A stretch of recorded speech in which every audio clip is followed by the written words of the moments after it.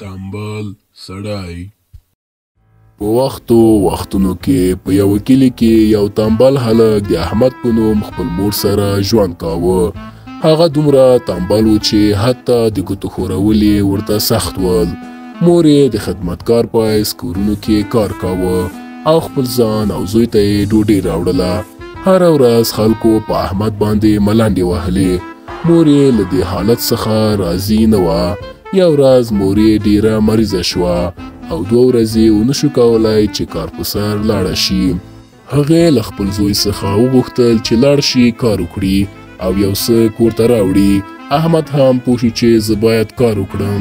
د همدې په خاطر مور ته یې وعده ورکړه چې یو کار پیدا کړي. یو ورځ یو دهقان هغه ته یې د کار وړاندیز وکړ.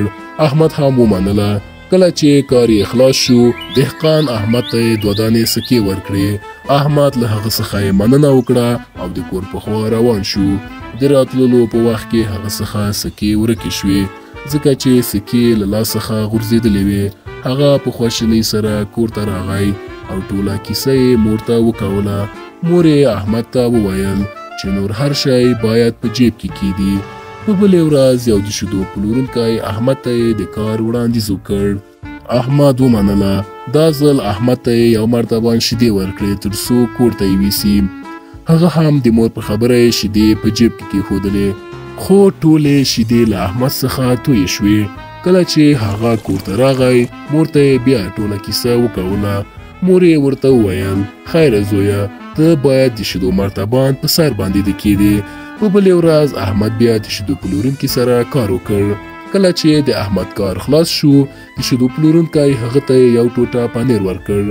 احمد بیا د مور په خبره یې پنیر یې په سر باندې کېښوده خو هوا دومره ګرمه وه چې پنیر ټول اوبه شو. مور یې ورته وویل چې تا باید پنیر دې په لاس کې نیولی وای. په بلې ورځ احمد بیا کار کولو ته ولاړ. دا ځل احمد ته یو پیشکه ورکړه ځکه چې د احمد پیشکه یې ډېره خوښېدله. احمد بیا هم د مور په خبره یې پیشکه یې په لاس کې ونیوله خو پیشکه ترې وتښتېدله. احمد بیا په خواشینۍ سره مور ته یې ټوله کیسه وکړه.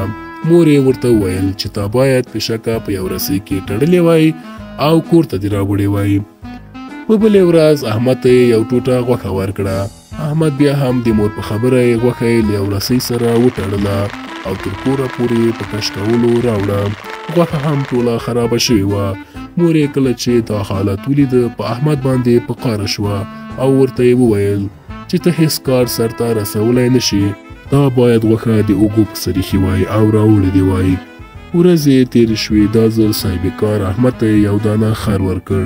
بیچاره احمد بیا هم د مور په خبره یې خر یې د اوږو په سر کېښوده او د کور په خوا روان شو.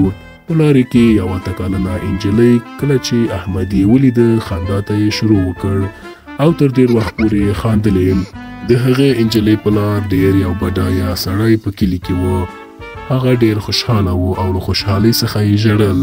هغه له احمد څخه مننه وکړه او ورته یې وویل چې تا زما لور وروسته له 15 کلو په خندا راوسته. احمد خپلو ټولو تېروتنو باندې پوه شوی و. احمد سره له دومره بېعقلۍ سره یې وشو کولی چې د یوې نجلۍ په شونډو مسکا راولي. بډایه سړی هم احمد ته یو کور او یوه وظیفه ورکړه. وروسته له دې پیښې احمد ډېر کوښښ کاوه چې خپل هر کار بغیر له تېروتنې څخه پای ته ورسوي او احمد تر آخره عمره پورې په خوشحالۍ سره ژوند وکاوه.